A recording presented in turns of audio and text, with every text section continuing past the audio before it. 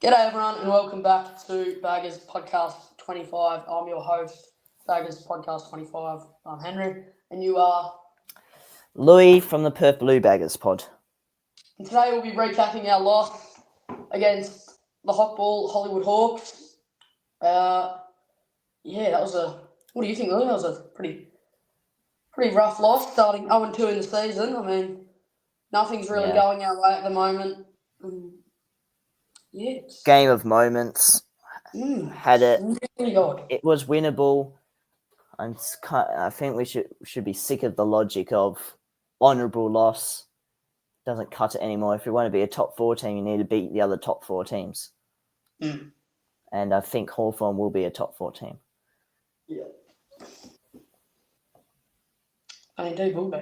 That's it's an odd feeling because all of a sudden we've been doing this podcast for I think it's 8.5 months now, and really, wow, we've only it's crazy.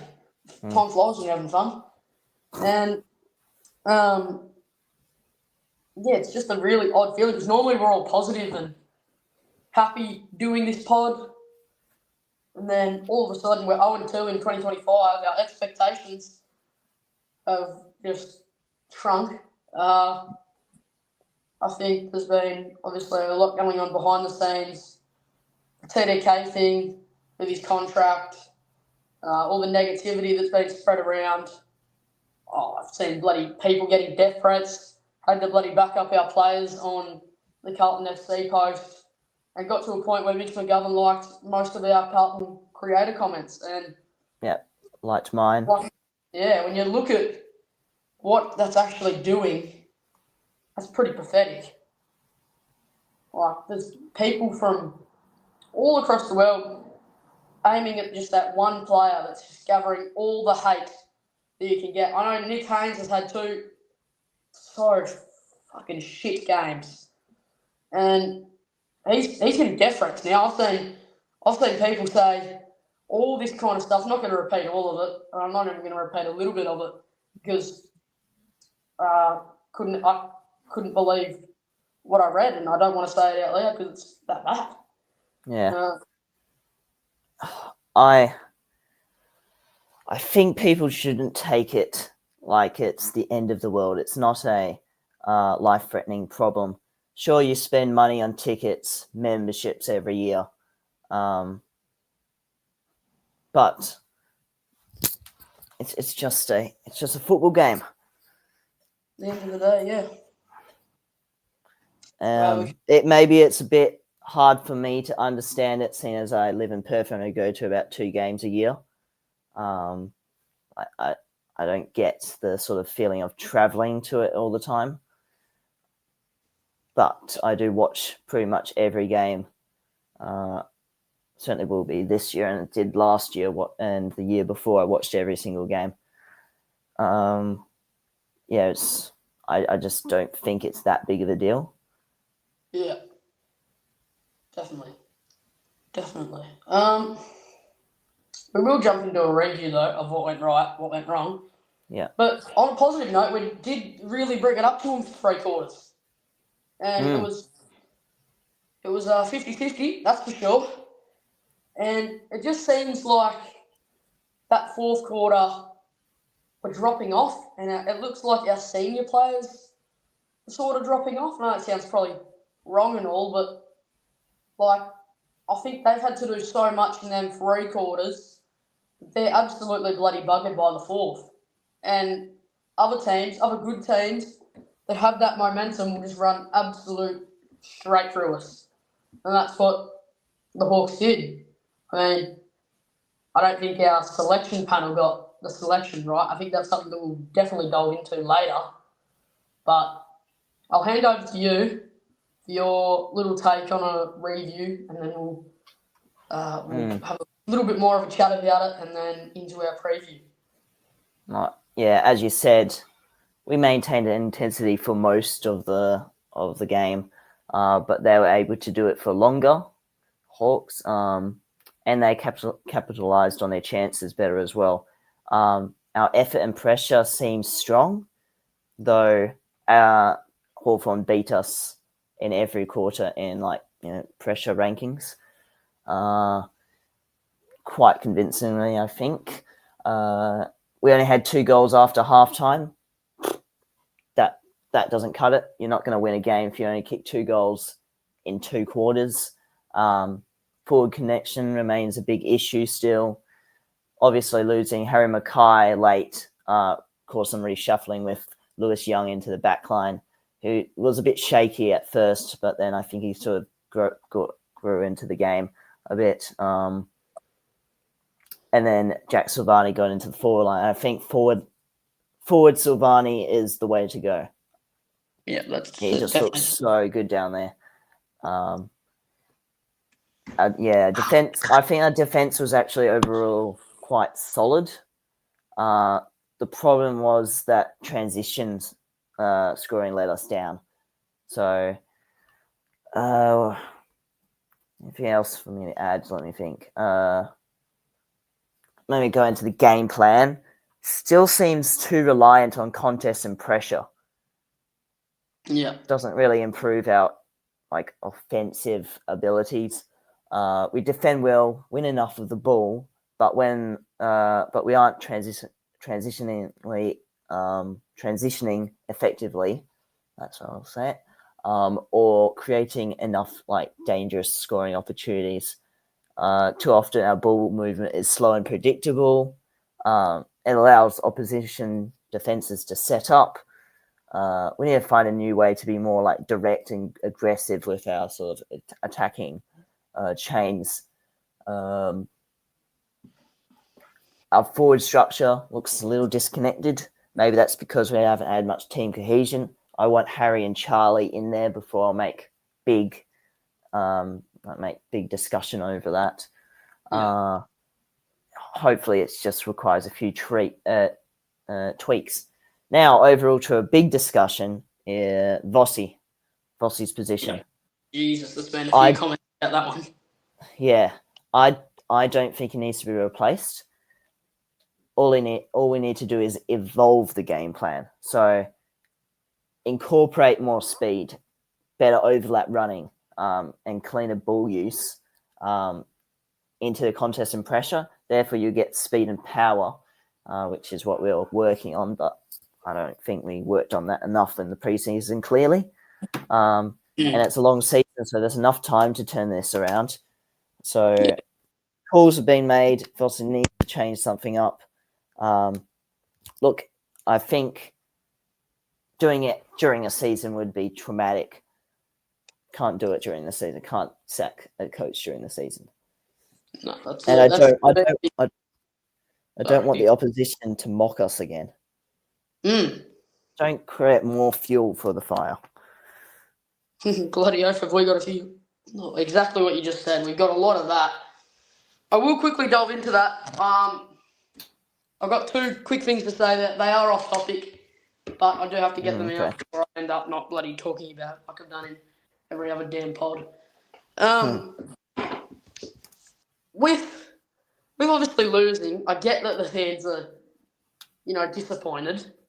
They argue a lot at each other, at the decisions and the coach, the players. And as fans, we are disappointed. But, I've just got a comment literally about 2 minutes ago saying 1 assist, on my player of the match post, it goes, 1 assist definitely means, that we are that bad. I was just looking at it why are these people behind their screens just absolutely yapping? I was in a group chat the other day and Jesus Christ. I'm not sure if I'm allowed to repeat what was said. Hence why I'm not actually going to do it. I did say before the pod that I was going to say what actually happened, but I'll put use beep. Yeah, we'll use beep.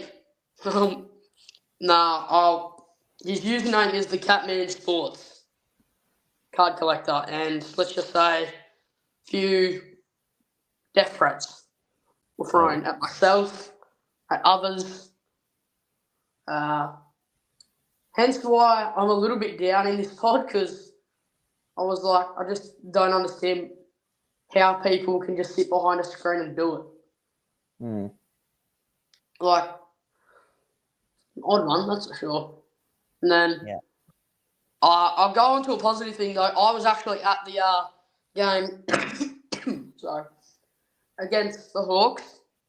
I live 4 hours away from where that was held at the MCG, so it was good to get a nice little holiday in. It was an up and back trip, but bloody hope it was worth it because I won a giveaway to the Carlton cheer squad. Well, thanks to the Carlton cheer squad. I got in and did the banner, which was awesome. Got high fives from players, all that kind of stuff. So, yeah, I want to give a massive thank you to the Carlton cheer squad if you guys are listening. The work that you do, obviously, there was a little thing put up that you're not going to do something after the loss against Richmond, and we are, from myself and Louis, we are sorry for that kind of thing that did happen. You guys shouldn't have to deal with it. Far out. Including the the takeout onto the membership team, for goodness sake. Calling up the membership team is diabolical. That's just stupid. Get a fucking life. I'm sorry, I've sworn too much this pod, but get a life. Seriously. Jesus Christ. You'd waste your time on a 30-second phone call, as you said, fueling out on the bloody membership team. They're just doing their job. Leave them be. But, like, it's unbelievable what's happened this year. And as soon as we get a win, every fan's going to be off their seat. Oh, yeah. It turns every time. I know I'll get sucked into it too. The delusional fan I am. But there'll be those hypocrites. They'll be cheering and then I don't best know. team in the league and all this kind of shit. We're not going to be the best team in the league. I'm sorry, we got to say it. We're not going to be the best team in the league this year. That's one way to put it. And it's either going to be a really long year or it's going to be 2023 replica. And to be honest, I don't want a 2023 replica. We want a flag. But really, at the moment, it's about salvaging the season, avoiding complete embarrassment. That would be probably what's in the players' minds right now. If it's in my mind, it's probably in theirs. But yeah, it's definitely an odd one. We will now go into a preview versus the Dogs Friday night. Exciting times, really exciting times. We got versus Chugger versus Bam Bam. That is I'm praying that he doesn't get booed. he will. He'll get booed. He'll get booed. Some people will bloody boo him. And it's those same idiots that calling for everyone to get sacked and all that. The list. Yep. It's the same people. Anyway, they have no knowledge of how the draft trades system actually works and whatever. Yeah. Yeah. Well, who's your player to look out for? Based off what I saw, I'm going to say Sam Darcy. I think Mitch McGovern will get the matchup on him, but I don't think he is the right matchup for him. And Sam Darcy. In that case, you'd probably have to look at. Well, who do you look at? Like, I'm looking at Cowan. I'm looking directly at him because he's done a lot this year. Him and Ollie Hollins have really, really impressed me so far. Yeah. They're becoming senior leaders. I know that sounds really wrong. I shouldn't say that. Senior leaders, but far out, they're looking good. And I'm going to say Lockie Cowan goes to Sam Darcy, but what do you think? Goes to Sam Darcy. Okay. I think. Well, you think Wheaters will probably go to Norton then, right? Yeah, that's what I have. Yeah. Okay. Yeah. Yeah. I think McGovern will go to him actually. Yeah. No. Nick Haynes is I wouldn't I don't know if he'll make it into the side, so he's probably out of the question. I don't know. I'm hoping he's out of the question. I'm sorry to those listening. I was just bloody cheering him on, saying backing him up, but all right, it's hard to back up a player that's really hurting us at the moment. Yeah, True. I shouldn't say that, but it's the end of the day. It comes down to who actually did recruit him and looking at his age and all this kind of stuff. It would have been a bloody big conversation to have, but he did some good things in that probably first half, and then the second half he just went back to he played against Richmond. Yeah. Oh, there wasn't so many. There wasn't as much mistakes. It was just the fact that it was completely missing. Yeah, like the clear. Which I don't know is worse, whether not even trying to make an impact or maybe he did try, of course, but as in like just not being able to make an impact or making mistakes when you're trying to with all your heart to make an impact. So that then would have been the game where we bring in Boyd and take out Haynes. Because I saw Boyd's VFL match. I watched the whole thing, and I do have to say something after I just quickly say this. Boyd's disposal efficiency, he's the best bloody kick in the league. Get him in the side. I don't know what we're doing. I don't know why we're not bringing him in. And it's stupid. It's the clear, easy decisions. Oh, jeez, I said that wrong. Decisions to make. Jeez, that was a very bad little word. Louis, over to you for your take. That was shocking for me.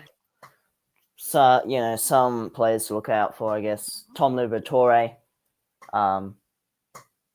played excellent on the last game. He played excellent at winning clearances. And with Bontempelli out, his role becomes even more crucial. And they lost McRae. So McRae's St Kilda now. So he'll lead their midfield. Roy Lobb in the defence. Jeez, he's lucky he didn't get a week. Yeah. English will be an interesting ruck battle then. English versus TDK. I reckon TDK's got more promise than English. Yep. There was a time when English was, compared to the likes of Max Gawn and Brodie Grundy, but I don't think he's had quite the best 2 years, probably due to injuries. Yeah, every year with English, there seems to be a trade rumour going around with him. I don't know if that has an impact or not, but I don't know. Something going on. Well, trade rumours haven't seemed to impact Tom de Koning yet. So that's a good sign. And then they got I think they got a few injuries. Who do they have out? So right now, looking at the Oppo watch, which is the opposition watch, looks like Bontempelli will definitely be out this week. Treloar definitely out this week. Liam Jones expected to be in this week. Oh, okay. So that strengthens their defence then. Yeah, so that probably puts Jay Sauce in the forward line. Maybe puts Brodie Kemp as the sub or possibly out of the team. I don't know. Or he could move to a different role, taking Lucas Campo's spot on the wing, which is what I've wanted to see for a little while. But I know you probably don't want that to happen based off the Campo dynasty. No. Put Ben in then instead. No, I think his aim will be to get full match fitness by round 3 of the VFL. He's had a few injuries, so not yet. Not yet for Ben Campo. Not yet. I do think he'll debut this week. Oh, not this week. This year, though. 100%. Yeah. I think it's certainly in the area. Yeah, definitely not right now, though. Key focus areas this game for us: midfield battle with Bontempelli out. We need to dominate clearances. Perfect for players like George Hewitt and Adam Chera to also lead the charge with Patrick Cripps. Don't want it to just be Patrick Cripps this time, like last time, round 18 last year. And then we also need to make sure our attack is efficient, so capitalizing on scoring opportunities and ensuring like efficient ball movement, lowering the eyes, and really like sort of stabbing kicks into the forward line would be great to see. Yeah. Lowering the eyes is probably the biggest thing that I'm concerned about at the moment. And I'm getting bloody jealous when other teams do it. It's annoying the hell out of me. I know, right? Yeah. It's like pretty much every other team can do it but us. So watching West Coast today, they were doing it. West Coast out of everyone, for God's sake. Yeah. They didn't even have Jake Waterman in. This is like one of their best tall forwards. Oh, Jesus Christ. I have to talk about this club at the moment. But next week, watch, we'll be really happy. It'll happen. We'll be really happy next week. Ooh, pardon me. Well, here's a take. So, we're 0-2, right? We got Western Bulldogs, then Collingwood. Then we have West Coast. Okay. Best way to view a season is in 6 weeks. 6 weeks time slots. So, if we beat at least one of Collingwood or Western Bulldogs, more likely Western Bulldogs, knowing that we can never beat Collingwood, they own us. And hopefully West Coast, because you don't know what West Coast turns up on the day, to be honest. So free suddenly doesn't look so bad. It doesn't, does it? Oh yeah. Oh, it's gonna be a hell of a ride this year. Yeah. So definitely buckle up for it. But there is this one thing that we're gonna start doing, and one more thing. I forgot to say this at the start of the pod, but there is a massive announcement coming at the end. I'm not sure if you know yet. I think you do, maybe. Not sure. Oh yeah, I think I do. I had something in my mind. Yeah, I think you do. True. So there's this new thing that I actually haven't spoken to you about yet, and it's called Who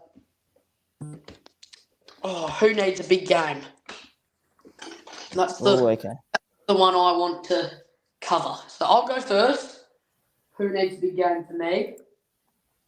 Well, my line goes to Brody Kemp, but this is probably a jaw-dropping moment. I think Sam Walsh needs a big game. Yep. He 100%. Hasn't made an impact. And it's probably... That was not on my bingo card to say this year, that's for sure. But he hasn't made an impact. He hasn't done anything, to be honest. He's kicked a couple goals. But he's racked a few disposals, but nothing like 30 plus or really any score involvements, clearances, lacking a bit of all that. Yeah. Bloody odd one. I'll say Blake Acres. Surprised he didn't cop as much as probably what he kind of deserved, to be honest. He only had like 10 disposals last game. Probably one of the worst games he's played for the club do with impact. So and it's been a while since we saw some clutch goals from Blakers. So hopefully he pops up and gives us a few. Hasn't had any real moments, has he? Yeah, hasn't quite lived up to the sort of cult figure he has been. Probably last time was against Geelong early last year. Yep. When he almost brought us over the line with 2 late goals in like 4 minutes. So I think Akers is one that needs to lift, please. Yeah. 100%. 100%. But he probably had an interrupted preseason though. So he had something to do with his back, didn't he? Yeah, I think so. No. I think we are being a little over dramatic at the moment, but you never know. You kind of never know with this club, to be honest. I mean, whatever time we've started 0-2, we haven't made finals. Mm. So, that hurts to say, but you just, as I've said about 1,000 times, you never know. Brisbane last year, this will spark a few fans. Brisbane last year started 0-5 in their season, right? Huh. So did Hawthorn. Both made finals. One made a grand final and won the grand final. The other was one kick away from sacking Ken Hinkley's freaking fat ass out of the damn competition. Yeah. Bloody hell. I need to get into fan questions because this is what makes me happy in this pod. Yeah. All right. Fan question from Andrew Everly. Thank you for your question, mate. Walsh to a wing is the only thing that I can read right now. Walsh to a wing. Nah. Not for me. Personally, I think he needs to be an inside mid. I'm going to keep saying this all year until the Carlton Football Club actually listen, which they won't because they never view this damn pod and they never will. Brody Kemp needs to be on the wing. Damn. Okay. But it has to happen. Like, I reckon if we're to get better ball movement, he's actually the key. I know it's a bit of an odd one for me, but he's the key for me. And then, second one, sorry, Charlize. I think that Charlize, I know how to say your name now. It's not an odd question. You've had a couple of clangers this year. What's happening with Nick Newman? Okay, so Newey won't return this year, but he has his mind set on returning this year. I think that's the most clearest way I can put it. Yeah. It's Patella tendon tear. Yeah, that's it. Which is in your knee. Yeah. And when you hurt your knee, you can't play footy. Yeah. Oh. Sorry, that was a bit ridiculing. But plain and simple. He might come back late. If we make finals like a Sam Doherty. Yeah. Can't play footy, got me pissed my son. But you're right though. Yeah. It's not looking nice. I think he might be actually the missing piece at the moment. That's all the questions I've got. But massive announcement time. Hey. So, everyone that listens to the Baggers Podcast 25, next week is a special episode. It was meant to be today.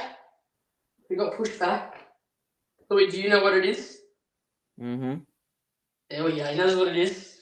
Yeah. All right. So, former Carlton player Sam Rowe will be joining the podcast next week. So, please, if you're listening, drop in a fan question for Sammy Rowe. We'll have heaps of questions. It'll be a great podcast. Despite the win or the loss, it'll be a much happier podcast. And, yeah, we cannot wait. I know we cannot wait for him. I just got a new subscriber. Oh, as soon as we say that, we just get a new subscriber. Oh, thanks, mate. Thank you very much. There we go. That's another thing. If we get to 50 subscribers, I can do watch-along live streams on here. Ooh. If you want to join me, so subscribe, like, do whatever you want to do. Do whatever makes you feel comfortable.